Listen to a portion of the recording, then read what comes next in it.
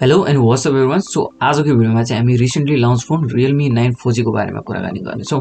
So Realme 9 सिरिजमा चाहिँ यो सँगसँगै हामीले चाहिँ Realme 9 Pro Plus र त्यसै गरी Realme 9 5G भेरिएन्ट नि देख्न पाएको थियौँ।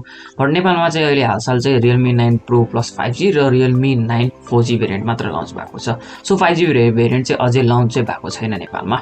सो Realme 9 4G चाहिँ कस्तो छ, यसको स्पेक्स र ओभरअल फोन कस्तो छ भनेर जान्न मन छ भने चाहिँ यो भिडियोलाई चाहिँ टिल द एन्ड हेरिदिनु होला र यस्तै भिडियोहरुको लागि चाहिँ हाम्रो च्यानललाई सब्स्क्राइब गर्न सक्नुहुन्छ।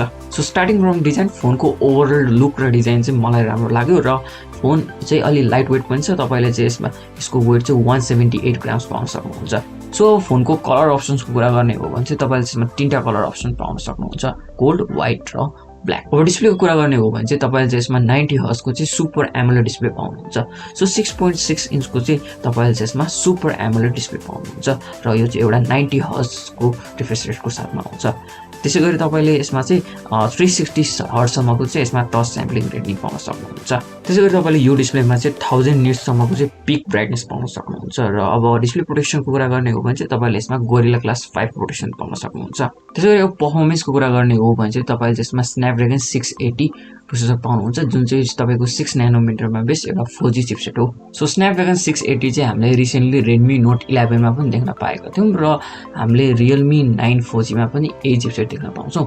सो ओभरअल परफर्मेन्स चाहिँ तपाईले यसमा डिसेन्ट लेभलकै पाउन सक्नुहुन्छ। त्यस्तो हाई-फाई परफर्मेन्स होइन, मिडियम नर्मल लेभलको तपाईले परफर्मेन्स देख्न पाउनुहुन्छ यो फोनमा।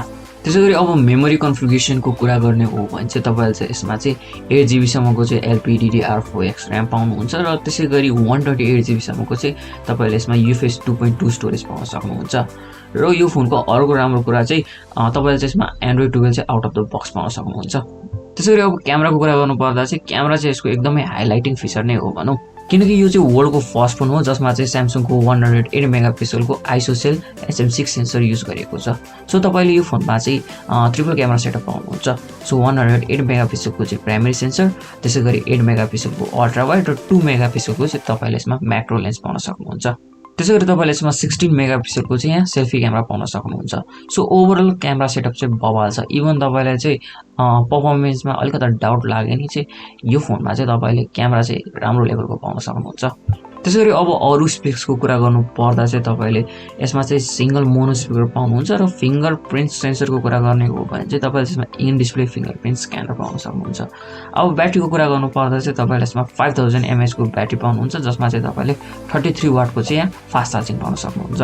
अब प्राइसको कुरा गर्ने हो भने चाहिँ यो फोनलाई चाहिँ तपाईले 31500 मा पर्चेस गर्न सक्नुहुन्छ यसको 6+128GB भेरिएन्टको लागि र त्यसैगरी यसको 8+128GB भेरिएन्टलाई चाहिँ तपाईले 33500 मा पर्चेस गर्न सक्नुहुन्छ।